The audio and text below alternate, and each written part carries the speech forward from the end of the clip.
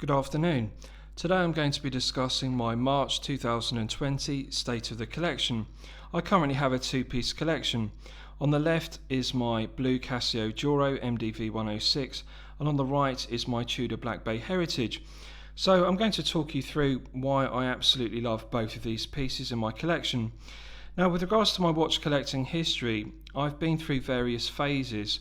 At the peak of my watch collecting, I had a large 12-piece collection, and over the years I've progressively scaled down from 12 pieces to 9 pieces to 6 to 3, and finally I've decided that I personally prefer having a 1 or 2 piece collection. So why is that the case? Because often watch collectors have large collections rather than small watch collections. Well, I've come to the conclusion after much experience through watch collecting that really less is more when it comes to watch collecting. I'm a great believer that if you just have 1 or 2 pieces, you actually multiply, you maximize the feel-good factor of owning and wearing those 2 pieces on a daily basis in rotation, rather than having a larger collection of say 10 or 12 pieces and wearing the pieces in the collection less frequently. And it's my belief that if you're a collector and you have a large collection and you wear the pieces less frequently, you actually divide the feel-good factor, you divide the pleasure you get from those watches rather than maximizing it, rather than multiplying the feel-good factor. So in simple terms, less is more is my belief. I think that if you own less watches and wear them more, you will get more feel-good factor and ultimately more satisfaction from your collection. So 2 very different pieces, a low tier piece and a mid tier piece. I paid £52 for this watch and I bought it this year from greatwatches.co.uk. So it meets both of my criteria. When I'm considering adding a watch to my collection, I apply the same criteria to when I'm considering reviewing a watch on my channel. The watch should be both excellent quality and excellent value at the respective price point. And I'm pleased to report that this Casio Duro doesn't just meet those criteria, it actually exceeds that criteria. This watch is clearly excellent value because it's only £52, the value cannot be beaten. But it's also excellent quality. I was very surprised and impressed with the build quality, the quality control and also the quality of the case finishing in terms of the polishing and the brushed satin finish. It really is finished to a very high standard and a level above one would expect for a low tier piece that only costs £52. Now, when I bought this watch initially, I was planning on modifying it with a double dome sapphire crystal from Crystal Times. The crystal is called the CT107, but unfortunately due to the coronavirus, Crystal Times closed for business for a period and the double dome sapphire crystal that I wanted to fit to the watch was therefore unavailable. But I'm pleased to report that Crystal Times is now back open for business and they're back selling stock. But after much consideration and wearing the watch, I've now decided to keep the flat mineral crystal. Really, there were 2 reasons why I wanted to upgrade to a double dome sapphire crystal, the CT107. Mineral crystal is not as scratch resistant as Hardlex used by Seiko, and it's not as scratch resistant as sapphire crystal respectively. Now, I was concerned about that because I like my watches to perform well and I don't like mineral crystal because it's not as scratch resistant as sapphire crystal. And I also consider the aesthetics because having a double dome sapphire crystal would be more aesthetically pleasing than the flat sapphire crystal that comes in the Duro. But having looked at pictures online of the double dome sapphire crystal on the Crystal Times website, the CT107, I've actually come to the conclusion that I prefer the look of the flat mineral crystal because the problem is the dome of the CT107 is very slight. It's only a 1mm dome and that's really not the dome I was looking for. I really would like a higher dome of say 2mm. And so I've decided to keep the mineral crystal that comes in the watch, and if it does get scratched at that point I will upgrade it to the CT107, but in the meantime I'm just going to enjoy wearing it in the standard formation. Now, the only modification I've made to the watch is I've upgraded the black resin strap that comes on the Duro to this black Barton Elite silicone rubber strap, and I really like the execution of it. It's outstanding quality. I paid €22 for the strap including shipping from America and I highly recommend it. I think Barton silicone rubber straps are very good quality. I'm very pleased with the comfort, the feel good factor and also the execution of it. I like the large stainless steel buckle with the brushed satin finish, and I find it more comfortable to wear. It was something I disliked about this watch. Really like the aesthetics of it. I love the look of it. It's the blue sunburst dial, the blue aluminium bezel insert. They complement each other beautifully. But I just felt that the black resin strap felt very plastic, like a Casio digital watch strap. And although they're very durable and well executed, they do last well, I just felt that it wasn't very comfortable, and it could be improved upon if I upgraded to this black silicone rubber strap from Barton. And I'm pleased to report that this really is very comfortable because it's more flexible. So when you wear this, you can feel it wraps around the wrist and flexes more than the black resin strap that comes on the Duro. So if you're a collector and you own a Casio Duro, I highly recommend you upgrade to a Barton Elite strap. This is the long version, so it suits my 8-inch wrist. It has plenty of extra length on it, and I really recommend it. I think it's well worth the €22, including shipping, and I think it really does suit the watch well because it's got a nice textured finish to the top side of it. So this watch looks good and it also feels good, so it gives me feel good factor, and that's something I always try to talk about in my reviews. The watch should meet the criteria of being excellent quality and excellent value at the respective price points, as I've discussed. But feel good factor is something that isn't often discussed on YouTube channels, on watch review channels. They often just talk about the watch from a technical perspective, talking about the dimensions and the specification of the movements, and they just talk about the watch superficially, how it looks, is it aesthetically pleasing. But they don't go into any great detail about how does the watch actually make you feel.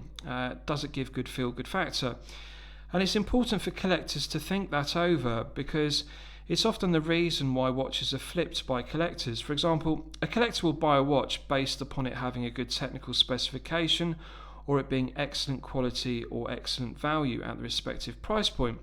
But then they find wearing the watch doesn't give them satisfaction. They don't have feel good factor, and so they flip the watch quickly after purchasing it because they realise it was a mistake. It doesn't deliver the feel good factor they were looking for. So this blue Casio Duro certainly does deliver that feel good factor. So now on to my other watch, the Tudor Black Bay Heritage. Now, this watch was originally released by Tudor in 2012 with an ETA movement, the ETA 2824-2, which had a 40-hour power reserve.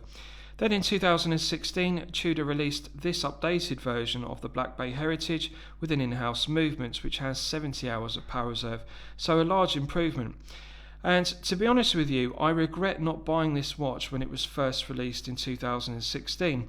At the time I had a Submariner date, and I really was put off buying the Black Bay because I simply thought this Black Bay would look too similar to my Submariner date, because they both have the iconic Rolex style layouts and were both black bezel, black dial dive pieces.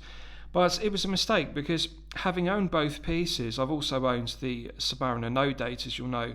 The problem is that the Submariner no longer gives me feel good factor. It doesn't deliver the satisfaction that I was hoping for, and this Black Bay does, for the simple reason that it's not an investment piece.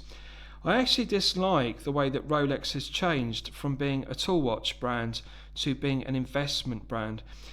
Really, collectors buy a Rolex Submariner now for the main reason that they appreciate in value. They are very strong investments. One can buy a Rolex Submariner at retail and then flip the watch on the grey market at any point and gain profit.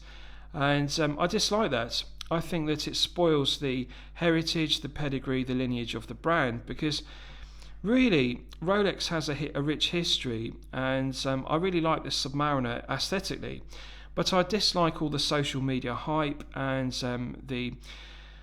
the fact that the watch is bought by speculators, by investors, rather than purist Rolex collectors. Now, with regards to the Black Bay, I like the fact that it's not bought by investors, because this isn't a watch that appreciates rapidly like a Submariner. It's bought by purist Tudor collectors that appreciate the heritage of the brand, and I'm one of those purist collectors. I like the fact that it has the iconic features of the early Tudor Submariner, such as the snowflake hands, and it really reminds me aesthetically of either a Rolex Submariner 6538 or alternatively a Tudor Submariner 7924 with the no crown guards case the red triangle on the bezel insert, the snowflake hands, and also the gilt chapter ring, gilt dial and hands. So it's got all of those aspects, including the rivet bracelet. So I really like the 6538 Submariner, and I also like the 7924 Submariner. And I really see this Black Bay Heritage as being a 2020 modern day reissue of those early vintage pieces from the 1950s and 1960s. And I love everything about it.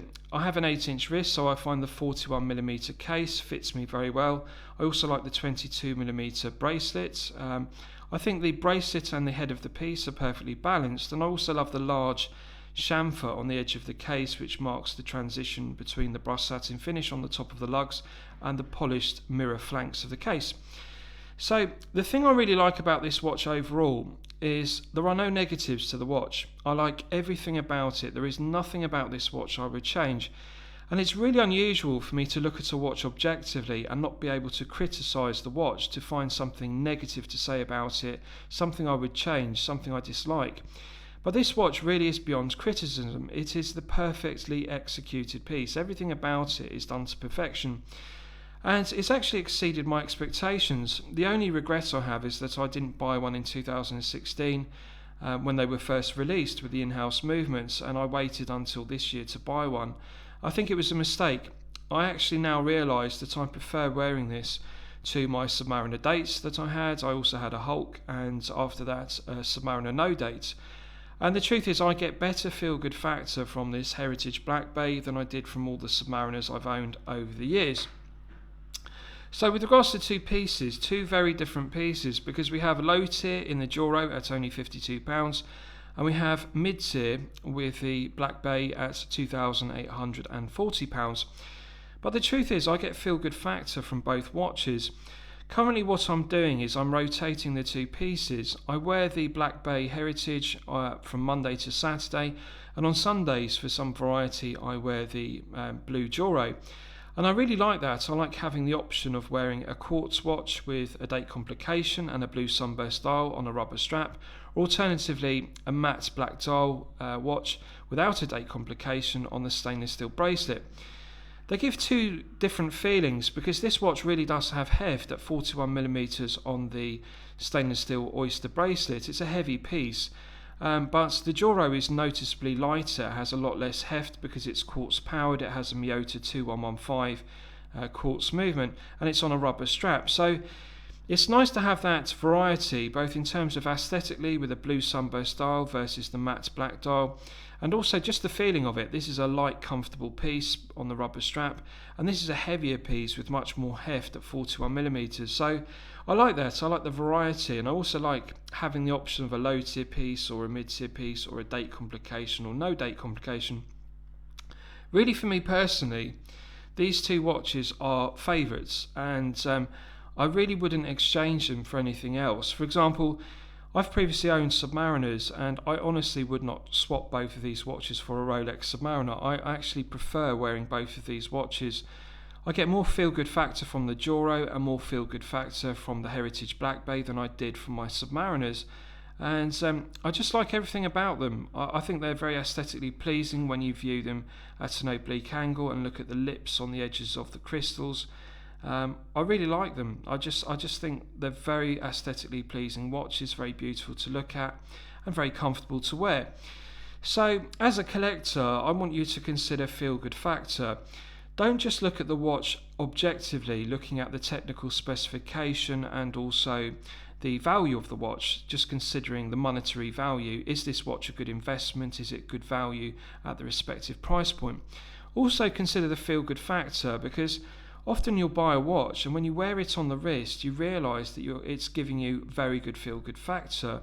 And I think that is more important than looking at a watch just as an investment piece and considering, is this watch going to appreciate or depreciate in value with time? Clearly the Duro is not an investment piece, and I like the fact that the Tudor Black Bay Heritage is not an investment piece either. It doesn't appreciate in value rapidly like the Rolex Submariner. So really the Black Bay is bought by Tudor purist collectors that appreciate the brand's history and its pedigree, its lineage. And the Casio Duro is simply bought by collectors that enjoy a functional daily wear piece with a date complication. This is simplicity and functionality personified, because one doesn't have to manually wind the watch. It's a quartz movement, and one doesn't have to keep setting the date. So if you wear the watch in rotation, for example, if you have a collection and you wear this watch a couple of days a week, you don't have to keep manually winding it or resetting the time and date, because it's quartz, it does that for you. So I really like that functionality, the simplicity of the Duro. It's a very simple watch. One doesn't have to think about wearing or resetting the date. One simply picks it up and wears it. And the same is the case with the Heritage Black Bay, because it has a 70-hour power reserve. So for example, if you wear this watch in rotation, you could take it off your wrist on a Friday evening and put the watch back on your wrist on a Monday morning, and it will still be running and the time will be correct because of that 70-hour power reserve. So I really like that aspect of both watches. One doesn't have to keep resetting the time. And this is another reason why I dislike having a large collection and rotating pieces on a daily basis, because for example, if you have 10 or 12 watches in a watch box, you have to keep manually winding those watches to top up their power reserves, or alternatively use watch winders, and it just adds to the hassle of having a watch collection, and that detracts from the feel-good factor, the pleasure of owning those watches, because you constantly have to think about winding them and resetting the dates and resetting the times. And I just think that if you want pleasure, you should simply have less pieces and not have to worry about manually winding them. For example, since I bought these two watches, I haven't had to reset the time. I've just left them running. I wear this Monday to Saturday, so that keeps the 70-hour power reserve topped up, and the Duro runs continuously because it's quartz. So with regards to the accuracy of the two pieces, they're actually very close. The Heritage Black Bay is the most accurate watch I've ever owned. It's currently running at +1 second per day. It's actually more accurate than my Rolex Submariner No Date, which I previously owned. That was running at +2 seconds per day. So the in-house movement is COSC certified as a chronometer, and COSC certification limits are -4 seconds to +6 seconds per day.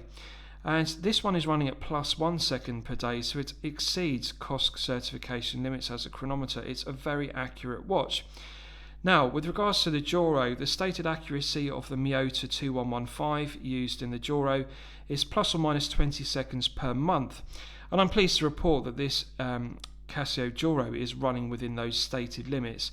It's currently running between ±1 second per day, so I expect it to be between ±20 seconds per month. It's a very accurate quartz piece, and bearing in mind it was only £52, I think to have a movement which is running within ±1 second per day is very good. So two very satisfying watches, and both very accurate, and I really like both of them. So with regards to my future collection plans, are there any other watches that interest me? Well, I'm currently on a waiting list for a Rolex Submariner Date, the 116610LN. It's a watch I've previously owned back in 2015. And so why am I buying the watch again? Because I recently sold my Submariner No Date, the 114060. Well, I'm buying the watch simply as an investment piece. I don't intend to keep the watch. I'm absolutely delighted with this Tudor Black Bay, and I don't want a Submariner Date because I'm satisfied with just having these two pieces.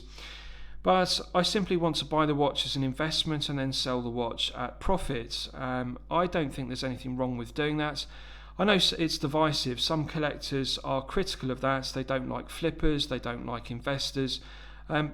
Over the years, I've bought and sold watches, and I've gained on all of those watches. I've never made a loss. And so I personally don't have a problem with it. For example, I previously owned a Rolex Hulk, which I bought at retail, and I gained €5,000 net profit on my Hulk when I sold it in June last year. June 2018. So I don't have any problem with buying a watch and then sitting on the piece as an investment and then selling the watch at profit. So I'm currently on a waiting list, and I expect this year at some point I will be allocated a Submariner Date, and then I'll sell the watch at profit. And it's something I enjoy doing. I think that collectors shouldn't be afraid to do it, to buy a watch speculatively and sell the watch at profit on the grey market and enjoy the profit, because that profit means that you can buy other watches. For example, the profits I gained on my Hulk, I reinvested back into buying this Tudor Black Bay Heritage, for example. It cost £2,840, which is €3,500, and I gained €5,000 profits on my Hulk. So effectively this is a free watch thanks to my Hulk. So I really don't think there's any problem with selling a watch at profit. So my plan is to keep these two watches and continue wearing the Heritage Black Bay Monday to Saturday and this Duro on Sundays for variety. And then what I'll do with my Rolex Submariner Date is I'll sell it when it's finally allocated. So I really don't have any other watches I fancy at the moment. There's nothing else I'm considering. And I really think that's the stage that collectors really want to get to have one or two watches in a collection which give 100% feel-good factor. I simply do not think there are other watches out there that would give me greater pleasure and greater feel-good factor than these two pieces. So if you're a collector with a budget of under £100, the Casio Duro is the watch to buy at £52. If you're a collector with a budget under €3,000, the Black Bay Heritage at £2,840 is the watch to buy. These two watches simply cannot be beaten for their respective price points. This is the best low-tier watch in the world. This is the best mid-tier watch in the world. I really think that they cannot be beaten. So I hope you've liked my discussion of my March 2020 State of the Collection. Please feel free to post your comments below the video. Thank you very much.